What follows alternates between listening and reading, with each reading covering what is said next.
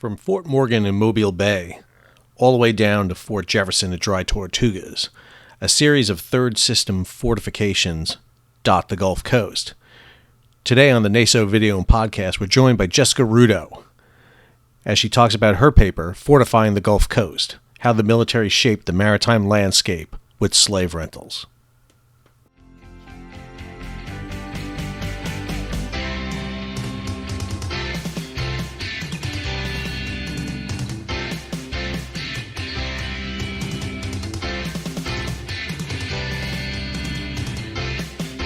The North American Society for Oceanic History was created by maritime scholars who met in 1971 at the University of Maine. They recognized that in North America there was no forum for maritime history or a society devoted to the study and promotion of maritime history. The aim of the original group of organizers was to create a diverse organization based initially on Canadian and American membership, which would gain the interest of others. Now there are members worldwide, and it is this diversity of membership that continues to make NASO a truly unique organization. 2020 marked the first year in recent memory that NASO was unable to meet, and therefore we bring historians, archaeologists, and students who are scheduled to present. Welcome to the North American Society for Oceanic History video podcast. I'm your host, Sal Mercogliano. The goal of the NASO podcast is to bring you some of the best historians, professionals, and up-and-comers in the field of maritime history. Today we're heading to Pensacola, Florida, and being joined by Jessica Rudo. She's a graduate student at the University of West Florida and was scheduled to present at this year's NASO conference. Ms. Rudo's paper is Fortifying the Gulf Coast, how the military shaped the maritime landscape with slave rentals. Welcome, Jessica, to the NASO video and podcast. Hi, thank you so much for having me. Oh, it's great to have you. You're coming from your home there in beautiful Pensacola. We were supposed to be down there in May this year, and unfortunately we didn't get a chance to get down there. Hopefully we'll be there next year. Yep. You have a very interesting topic. I'm really looking forward to it. I have to say, any topic that involves forts, it can be unique. There's an interesting group that follows forts. If those of you who don't know, there are study groups that do forts. The National Park Service has an extensive element there when it comes to forts. And I should mention, I have a vested interest in forts. I went to college, and this is actually an image of my college right here. That is actually Fort Schuyler in New York. Oh, wow. So I actually did my undergraduate in a in a third system fort. So I am a little bit very schooled in this topic. But your topic is really interesting, and I want to delve into it because you're not just looking at forts. You're looking at specific forts along the Gulf Coast, but specifically how they're built. So I was wondering if you can kind of go in and give us your thesis and what was the study and what your study entails. Yeah, so it's based around the third defense system, like you had mentioned. And because I'm in Pensacola, I looked specifically at the Gulf region because I had access to those primary documents. And what I was looking at is, after the War of 1812, the United States was looking to increase their defense system along the coast from the British and Spain. And what they looked to do is they kind of changed that maritime landscape by fortifying it. But it was a massive construction effort. And what I found, a lot of the people that were involved kind of had a similar starting point at New Orleans with Andrew Jackson. And because of what they experienced there in New Orleans, using rented slave labor to help fortify the city and how that was successful, they kind of took that with them all along the coast, starting at Fort Morgan in Alabama and taking it all the way down to Key West. So these fort systems, and again, this is a series of evolutions. There's a series of systems that are created. The very first system goes back to the late 1700s, early 1800s, and we see the likes of Fort McHenry, for example, come out of that system. And then you have the system that's really kicked in, the second system, which is further kind of reinforcing that. And then this very elaborate third system, which comes out of the War of 1812. I mean, basically, you have Madison and later on Monroe dumping huge amounts of cash, $800 million, I think it is, into this, or $800,000 at the time, into this to build a series of 42 forts along the coast. And if you take a minute and just describe the scale of these forts, I've been fortunate. I've actually been to all four of these forts, including Jefferson out in Dry Tortugas out there. Oh yeah, and they are epic in scale. If you want to talk a little bit about that, I think that would give the listeners a proportion of what we're talking about here. Yeah, they're pretty, like you said, they're pretty massive, and they're a newer, not it's not a newer design in general, but to the area, it's a newer design of the Pentagon, hoping to really fortify that area against artillery and certain ground attacks. And you'll see some of the pictures that we've got on that slide where it's really going into that multi-dimensional fort system. So, Jess, these forts, what's the time frame involved in building a fort of the scope and scale of Jefferson, Taylor, Pickens, or Morgan? What are we talking about here? They vary. Barrancas was built in 6 years, while and I have the Navy Yard also. The Navy Yard took several years longer because of funding and labor issues, and because of those labor issues, that's why they got involved with slave rentals. So some of them were a couple of years, and others took almost a decade. Well, and I imagine the issue of slave rentals is an interesting one because these are big. I mean, these are actually the largest public works projects undertaken by the government during this period of time. So lots of opportunities for money here, lots of opportunities for jobs here. But the location of some of these are, a dry Tortugas is not something you go to very easily.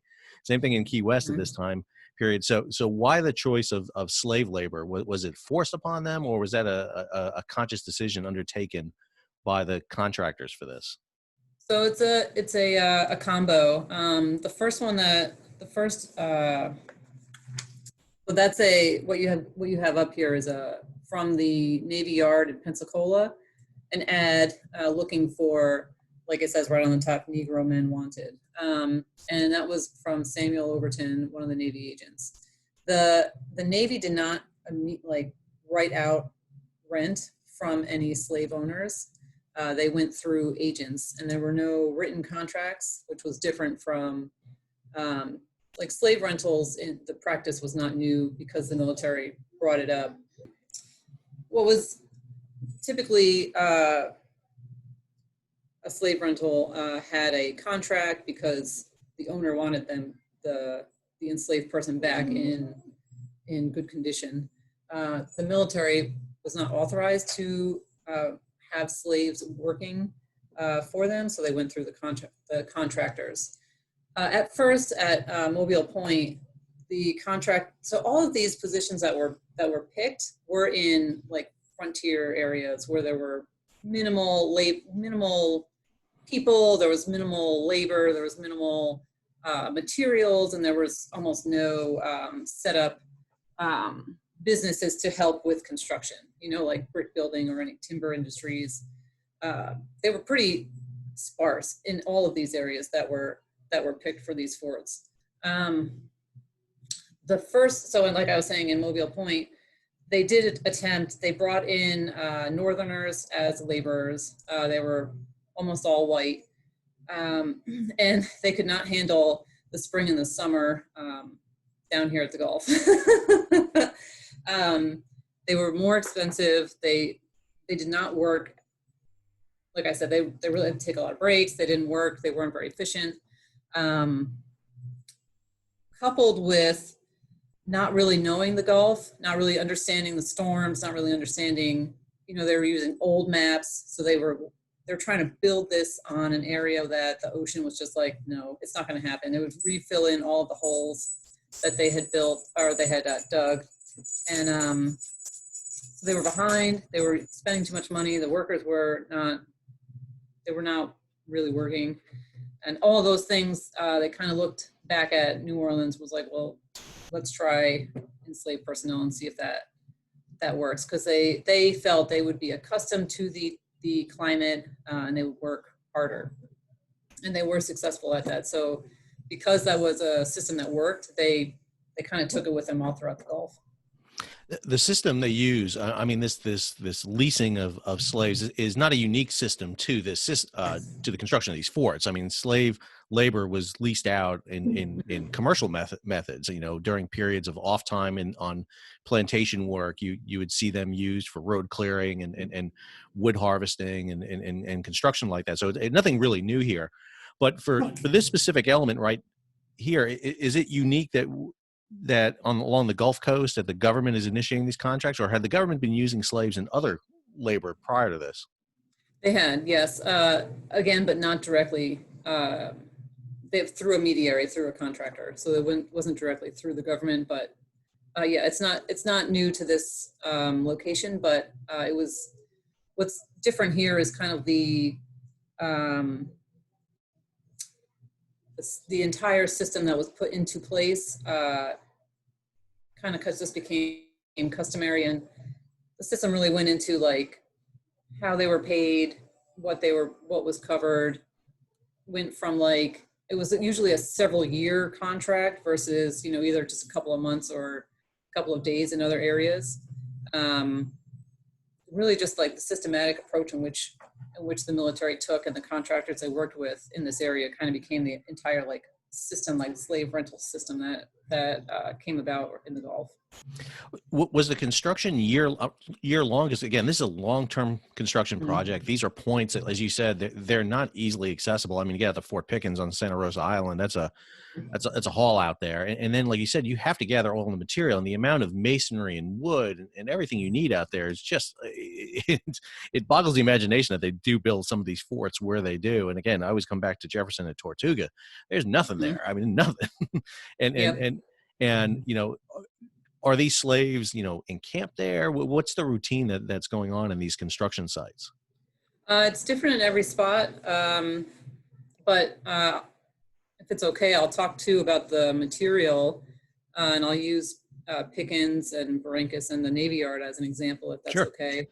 Um, so they are in an area. They eventually build their own housing areas, but yeah, they're pretty much on site.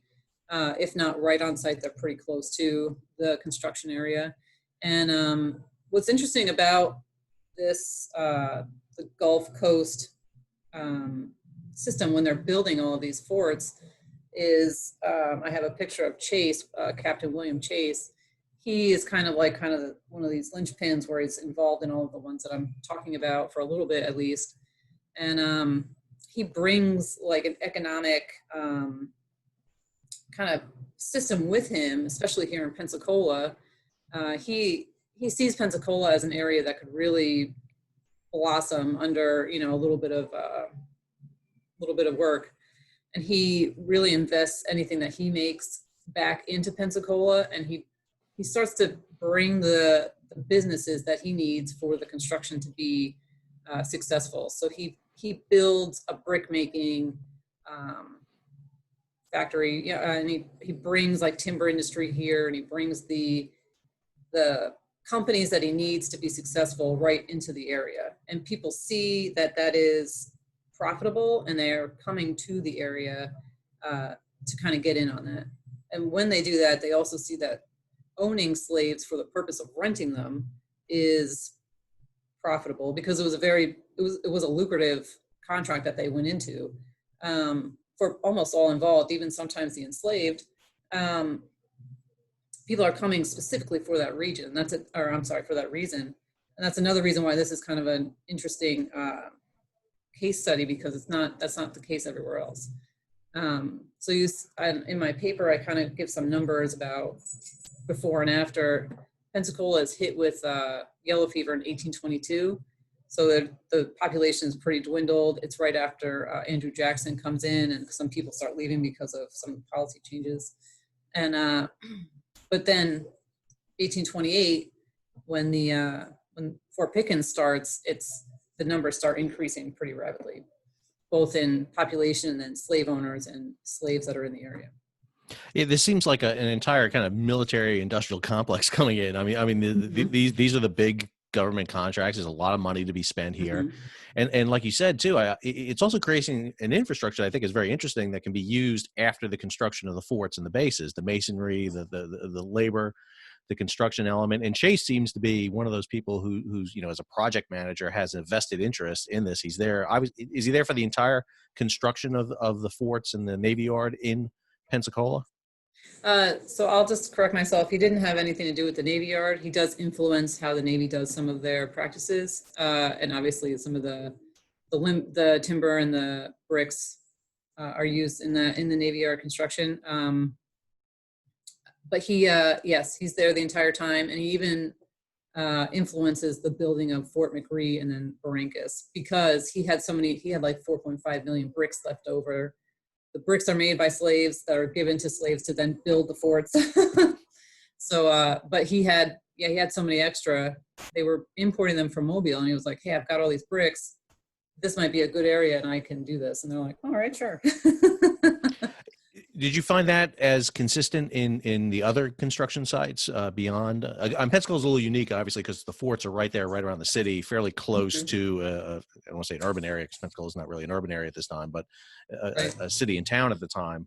Whereas you get Morgan, which is further down the coast, or further down the bay, I should say, and then Taylor and Jefferson, which are way out in the middle of nowhere. Yep. Yes. So they did bring all these. So for Morgan and Taylor, so that starts 1840. So the population then was 688 total for that Key West area in total. They had 96 slaves, 76 free black men. Right. So they had nothing. Mostly they're involved in salvaging shipwrecks. Yeah. So, and yes, when that government money starts coming in, they kind of do the same thing where they build those things that they need to be successful in that. It takes them a lot longer for Taylor and Morgan. They run into funding issues again, but let me get you my, I think they're done in about 1850. It takes about all 10 years. At the end of that, the population is 2,100 with 430 slaves. So it's quite a big increase over those 10 years. And one of the places is really so again, like in 1840, the biggest slave owner at the time was Felicia Walton in Key West, and she had 8 slaves. And then 5 years later, it's Thomas Stapes, and he's got 29.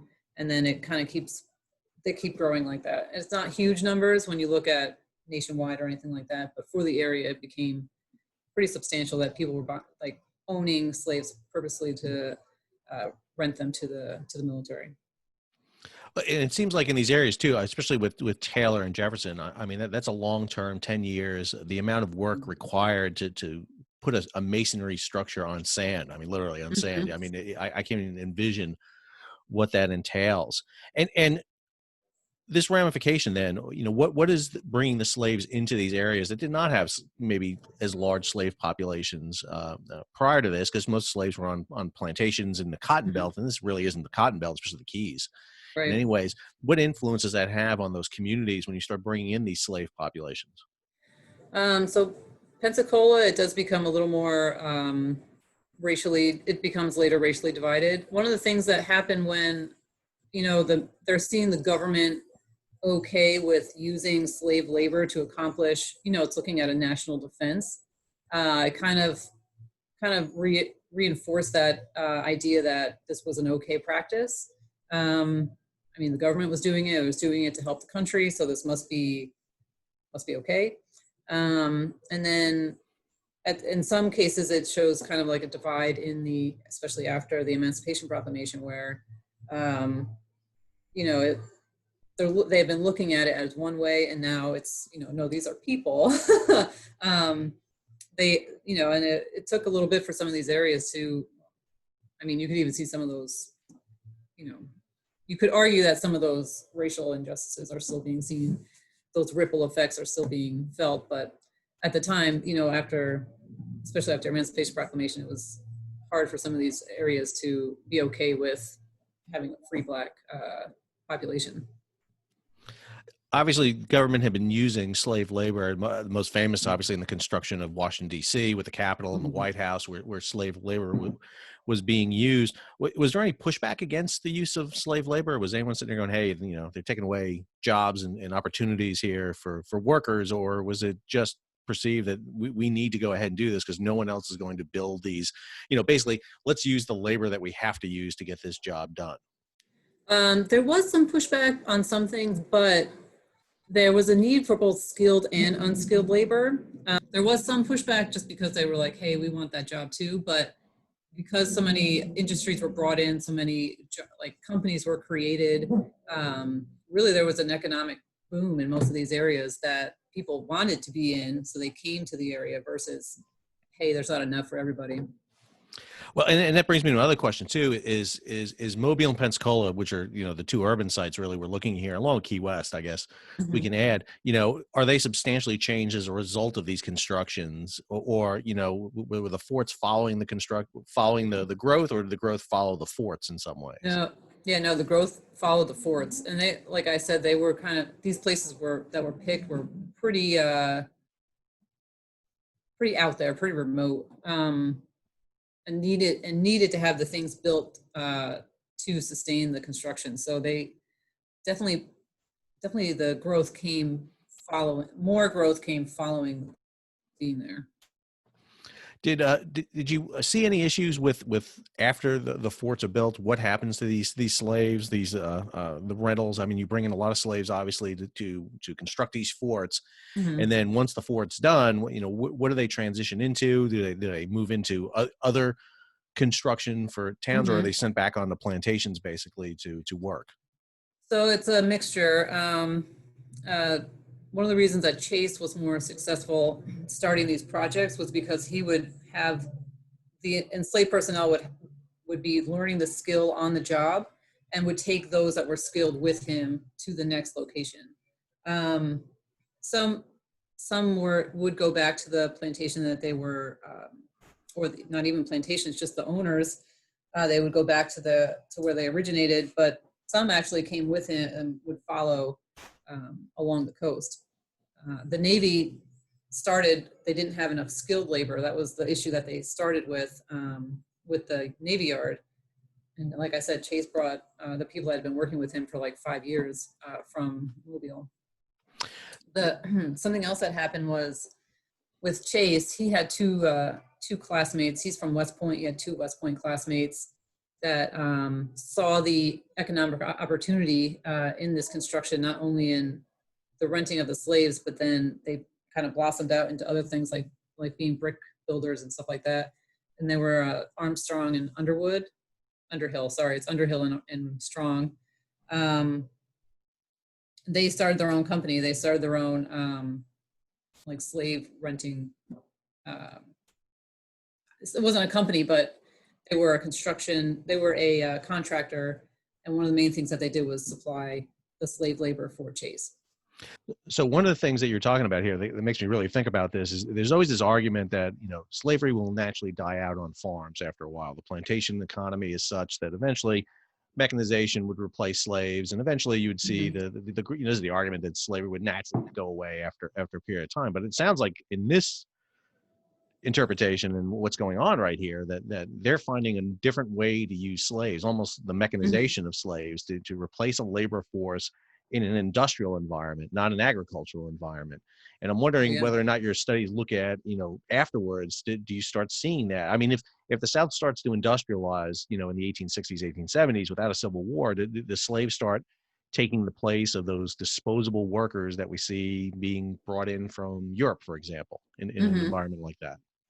I do see some of that in the studies that I was looking at, um, and where these constructions were happening was not a huge plantation economy, so there wasn't really a that wasn't already in place. Some of the rentals that were slave rentals that were happening other places in the country was during like a crop lull.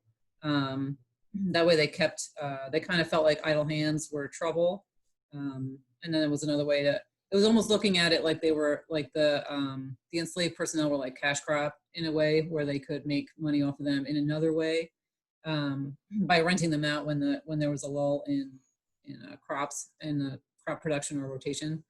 But in these areas along the Gulf, that really wasn't the main source of the economy. So they were always looked at as kind of, the enslaved personnel were always looked at like manual labor. It's listening to you talk about this and with my studies, I'm thinking about these things being the pyramids of ancient Egypt in some ways, that the Yeah. slave labor is being used in their off time to build these monuments in some way. And they're not monuments, obviously they have practical purposes, they're being built for defense. but in many ways, there's still the vestiges of that. We're in a very turbulent environment right now where we're tearing down, Hmm. monuments to slavery. And I can't see anyone taking a rope and pulling down Pickens and Morgan, Right. but in many ways, they are symbols of that. Yeah. Would you agree with that? Yeah, I would. It's a, I think it kind of goes with everything else too. It's, everything has a history and everything is molded and shaped and like you said, it had different purposes. So, it's part of the Civil War. Like Pickens is part of the Civil War. Um, so like, does that hold weight or is it stuck in its roots where it's like, but these were made by enslaved personnel?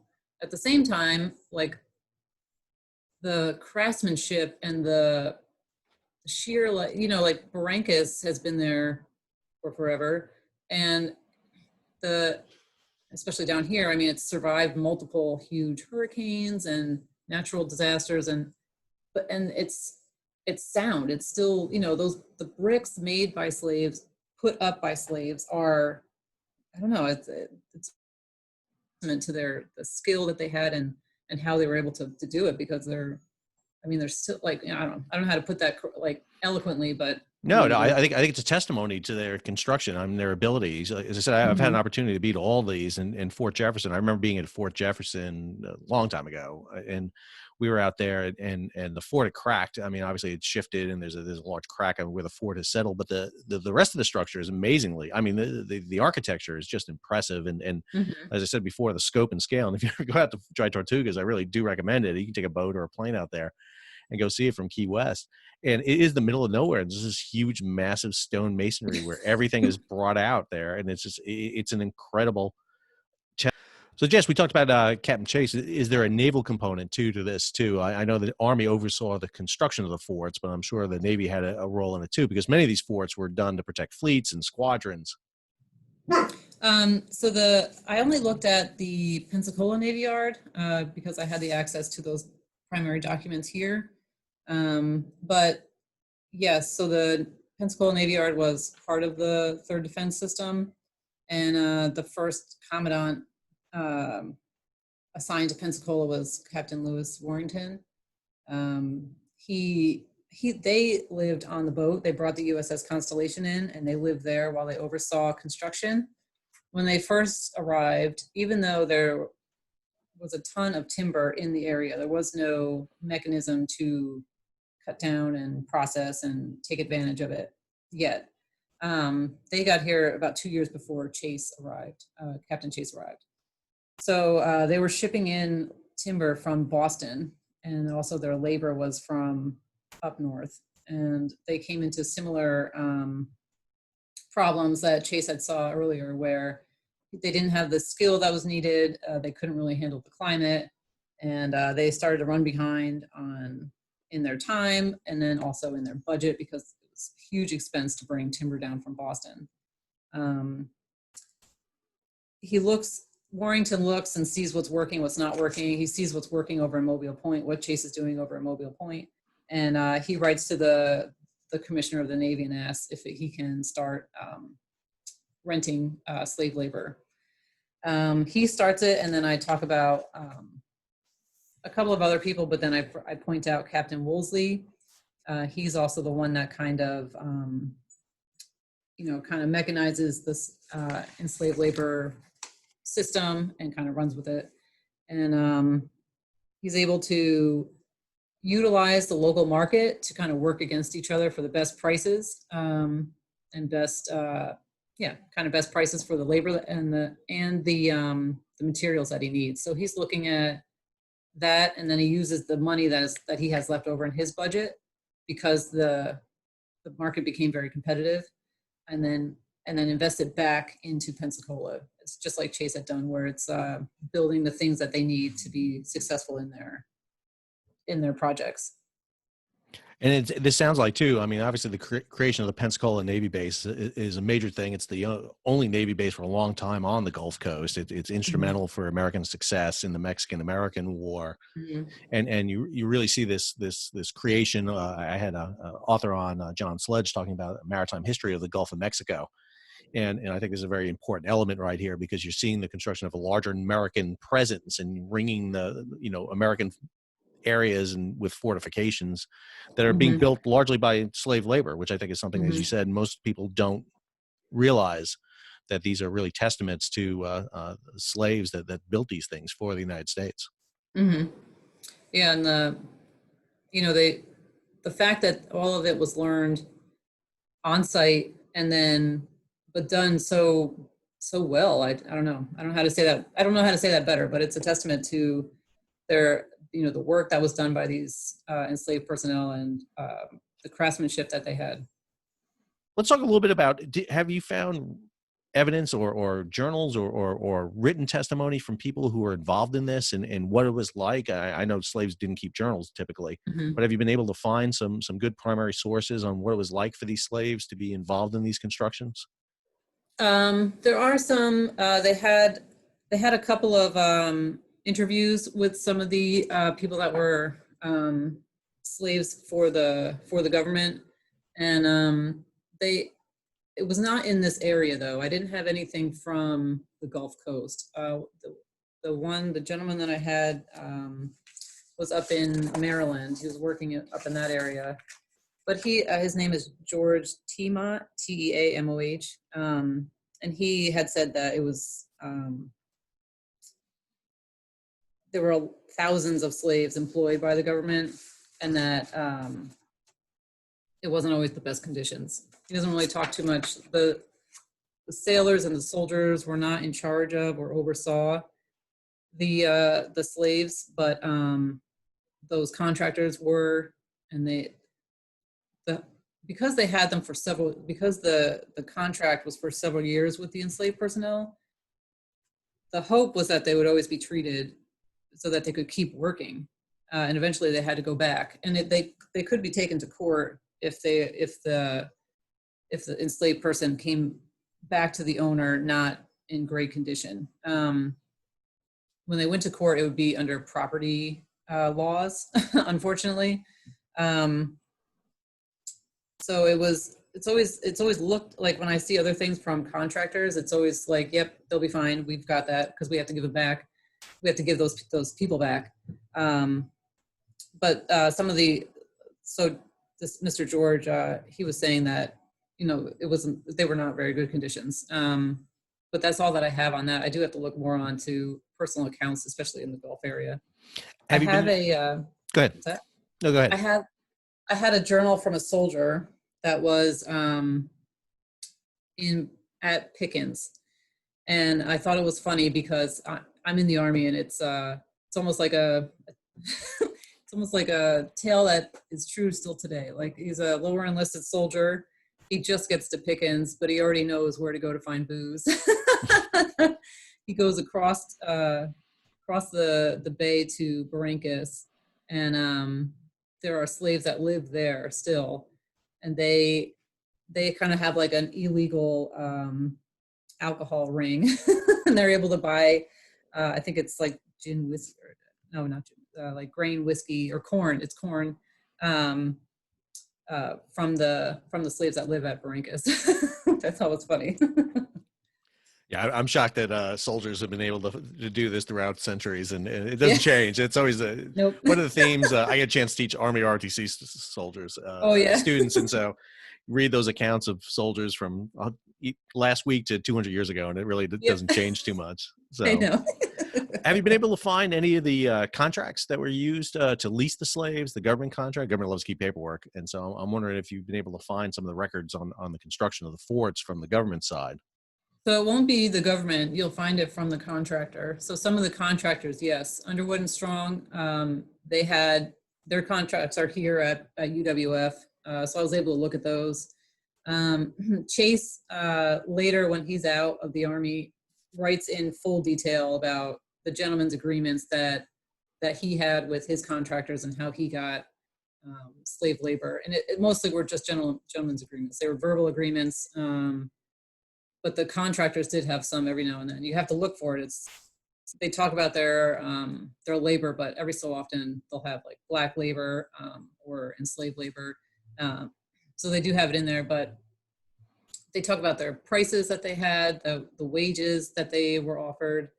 They were paid monthly. Typically with the military, they were paid monthly. The contractor would keep, I think monthly they got $15. I think that's what I have down, $15. But then the contractor would keep 40 cents per personnel that he had, per enslaved person per month. Was there any records or any indication that they used any free black labor in this? Because I think that would be a very interesting dichotomy if there was free African Americans versus these slaves that were being used. There is some. It's not as much as the enslaved, and usually the freed black person would be the like the supervisor almost. Let me take a step back a little bit, Jess. This is an interesting topic. How did you get involved in this? Obviously, you said you're in the Army. I know you have a dog and several Yes. children based on our discussion so far. So why I'm always interested why grad students choose topics that they do. So it's a very unique topic. Why embark on this topic? What kind of sparked you on this? Well, I liked keeping it local, and at the archives there was a lot on the local forts. So I started looking into Barrancas, and it was the National Park Service. I just started reading up on it, that it was built by slave labor, and I was like, wow, really? And then I kind of went down that vein. I just happened to read it, and I was like, I didn't know that. And I was like, what about the other one? Oh my gosh, the other one was too. And then there was like I said, there was a lot of primary sources at my disposal, so I just kind of ran with it. And I had to do a paper for my class, so that's kind of where I went with that. No, it's great. Sometimes, I mean, again, the topics come at us from unique angles, and I'm always interested in that. So, how far are you along with your research? How's your structure of your paper? Is this a master's, a PhD? Where are you at on this? No, nope. So I will have to do a thesis. I have to shift my focus to international. So I'm at where I'm at right now with this. I can't get to the archives currently. I haven't been able to, obviously, since the lockdown started, but there are some things on the National Archives that I can look at, but where I'm at right now, I've kind of hit a standstill where not being able to do too much in-person research. And because I have to shift my focus more to an international thesis, following this, I'll teach international history at West Point. So just kind of keeping with that. No, that's fine. I taught West Point 2005, 2006, so I always enjoyed that. I enjoyed that program. So it's a great program up there. Colonel Ty Sedgley is a buddy of mine, so he's neat. It's a great opportunity. It's always good. I think the Army does a great job in getting you all out and into programs and teaching up there. And of course, you get to go to a big fort, which is West Point, basically. Yeah. To do that. What's next? What's the big thing you got? Obviously, working on next. Obviously, you want to shift over to an international subject. What are you thinking about? I'm thinking about looking at the consulates. I know that there's a ton that I can access online right now from the archives, and I'm an intelligence officer, so it's kind of like I really like the power of observation, and I feel like the consulates are going to be like a great spot for me to kind of look into that and see what they got. My time period, I'm looking at kind of right before World War I, and I'm probably going to look somewhere that speaks English so I can read it. I know that the consul general would be English, but so I can have that opposite perspective from wherever they're at, whatever opposing consul would be in the area. Yeah, on the Navy side, the Office of Naval Intelligence is created in the 1880s, and matter of fact, the whole purpose of it is to gather the information from the consulates, from the Navy naval attaches, and really that's really the first kind of spy. Not really spy, but it was public knowledge. But there was no central receiving area for that, and I'm not familiar if the Army did the same thing down the road. So that's something I think is interesting. I want to thank our guest, Jessica Rudo, for joining us for our NASO video podcast. If you liked our video podcast, be sure to click like on YouTube or give it 5 stars on the podcast provider. Please subscribe to our channel to receive updates as we continue to interview maritime historians. You can follow NASO on Facebook or on Twitter at NASO_history. The best way to follow NASO is to become a member. As such, you receive our newsletter, our quarterly journal, Northern Mariner, which we publish jointly with the Canadian Nautical Research Society. Go to www.naso.org and click on membership to join. Until our next talk, keep sailing. Bye.